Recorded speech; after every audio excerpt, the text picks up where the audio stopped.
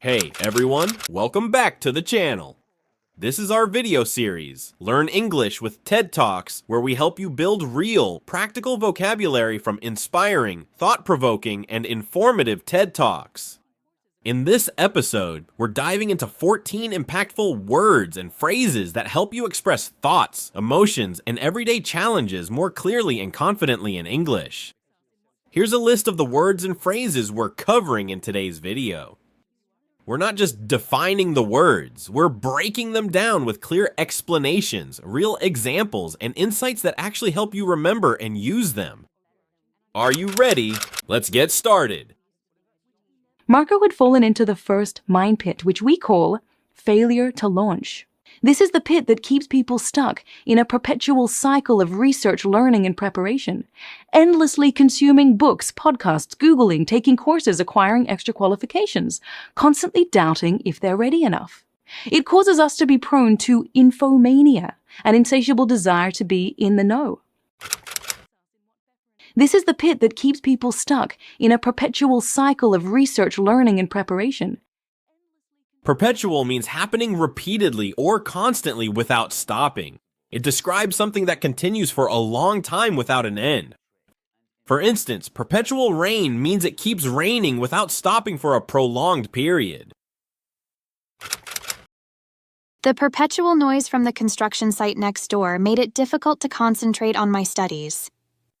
She lived in perpetual fear of losing her job due to the unstable economy. The company's perpetual commitment to innovation has helped them maintain a competitive edge in the market. It causes us to be prone to infomania, an insatiable desire to be in the know. Prone means likely to experience or do something, especially something negative. It describes a tendency or habit someone has. For instance, being prone to headaches means you get them often. He's prone to wasting hours on social media, scrolling without purpose even when he has important tasks to finish. She is prone to stress due to the heavy load of work she faces every day, especially when deadlines are tight and she doesn't have enough time to rest or take breaks. People who don't take regular breaks while working on the computer are more prone to headaches and neck pain. It causes us to be prone to infomania, an insatiable desire to be in the know. Infomania means an obsessive need to constantly check or consume information, especially from digital sources like news feeds, social media, emails, or podcasts. It describes a mental state where someone feels they must stay updated all the time, even if it causes distraction, anxiety, or exhaustion. For instance, someone with infomania might check their phone every few minutes, unable to focus on a task without refreshing their news apps or scrolling through social media. Infomania often leads to mental fatigue because the brain never gets a break from the constant flow of digital content. Many people suffer from infomania without realizing it, spending hours online trying to absorb as much information as possible. His infomania makes it hard for him to focus, as he's constantly checking news apps and social media for the latest updates. It causes us to be prone to infomania, an insatiable desire to be in the know. Insatiable means impossible to satisfy. It describes a desire, hunger, or need that never feels full or complete, no matter how much you try to satisfy it.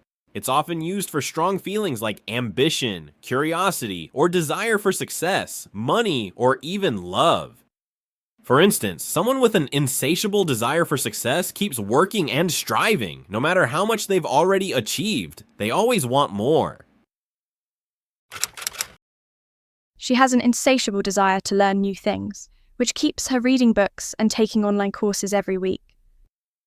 Her insatiable appetite for adventure led her to travel to new countries every few months. His insatiable passion for boxing drives him to practice even while traveling, shadow boxing in the streets and training wherever he can.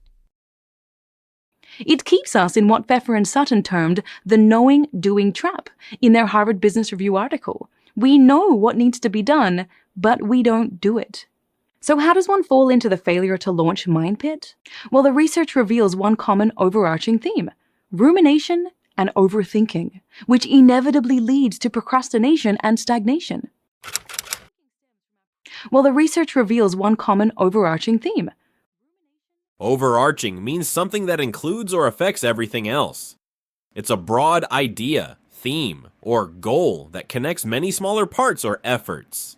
It gives structure or direction to all the pieces beneath it.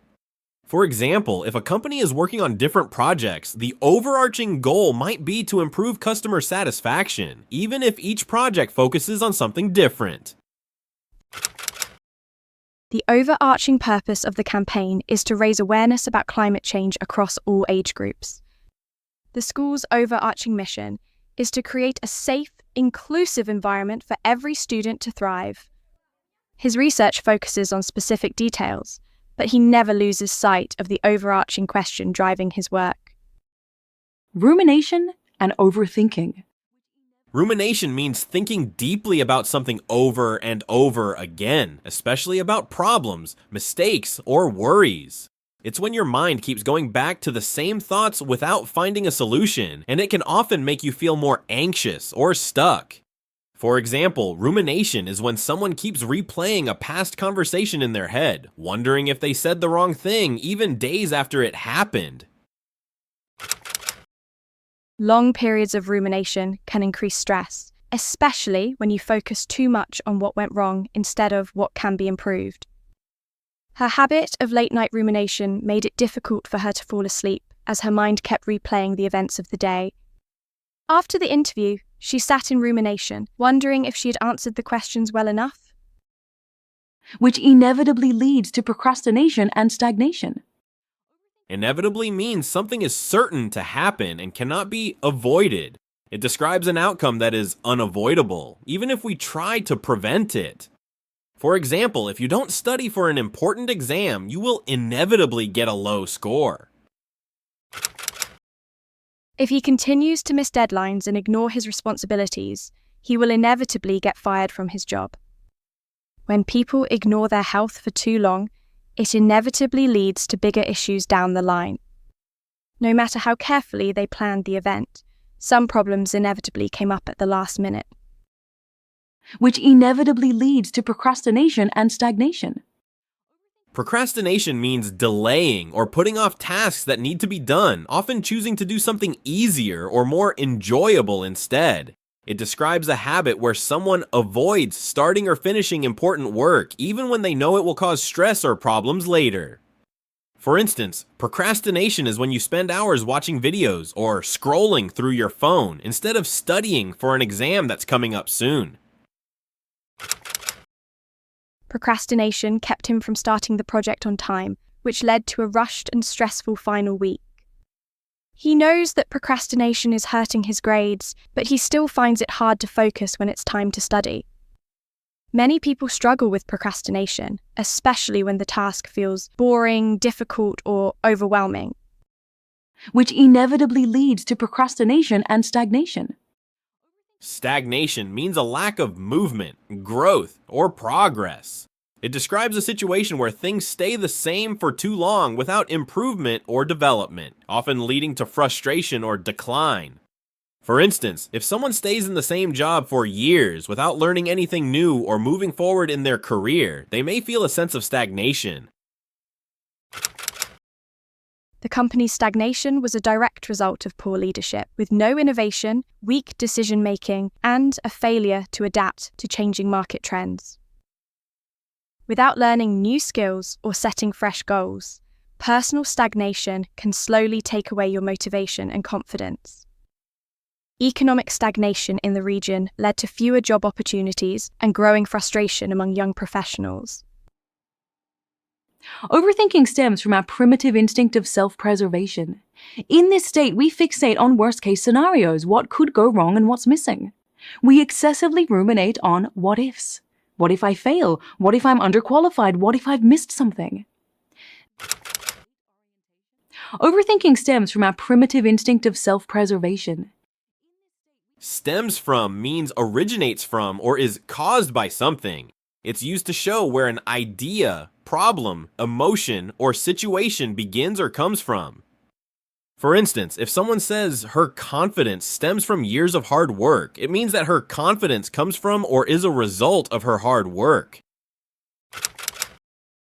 His passion for cooking stems from watching his grandmother prepare traditional meals when he was a child. Much of her anxiety stems from constantly comparing herself to others on social media. The team's lack of motivation stems from unclear goals and poor communication from their manager. Overthinking stems from our primitive instinct of self-preservation. Primitive instincts are natural, automatic reactions built into us through evolution. While they often help us survive, like feeling fear or avoiding danger, they also include positive responses like joy, excitement, and the need for love and connection. These instincts not only protect us, but also help us bond with others and feel emotionally fulfilled. For example, when you suddenly feel scared, your heart might race and your brain quickly prepares you to either fight or run away. These reactions helped our ancestors survive in dangerous situations and still affect us today. His desire to protect his family during the crisis came from a deep, primitive instinct to defend loved ones. The little girl smiled brightly when she received the gift, as a primitive instinct of feeling loved and cared for. Overthinking stems from our primitive instinct of self-preservation. Self-preservation means the instinct to protect yourself from harm or danger. It's the natural drive to survive, stay safe, and avoid physical or emotional threats. For instance, avoiding a toxic relationship or stepping back from a risky situation is an act of self-preservation. Your mind and body are trying to protect you from getting hurt. Her decision to leave the high-stress job was an act of self-preservation after months of burnout and anxiety. She stayed silent during the meeting, not out of agreement, but out of self-preservation to avoid conflict with her boss. Animals rely on self-preservation instincts to escape predators and protect themselves from danger. In this state, we fixate on worst-case scenarios, what could go wrong and what's missing. Fixate means to focus too much on something, often in a way that's intense or unhealthy. It describes when someone can't stop thinking about a person, thought, problem, or goal. For instance, if someone fixates on a small mistake they made, they might replay it over and over in their mind instead of moving on or learning from it. He tends to fixate on small details, which often slows down the progress of his projects. She fixated on one negative comment and ignored all the positive feedback she received. It is unhealthy to fixate on your flaws instead of appreciating your strengths. We excessively ruminate on what-ifs. Excessively means too much or more than is reasonable or necessary. It describes actions, feelings, or behaviors that go beyond a normal or healthy level. For instance, checking your phone excessively means you're doing it far too often, so much that it might distract you from your work or your real-life interactions. She was criticized for spending excessively on clothes, even though she barely wore most of them. He exercised excessively, which eventually led to injuries and burnout. The teacher noticed that some students were talking excessively during class, disrupting the lesson.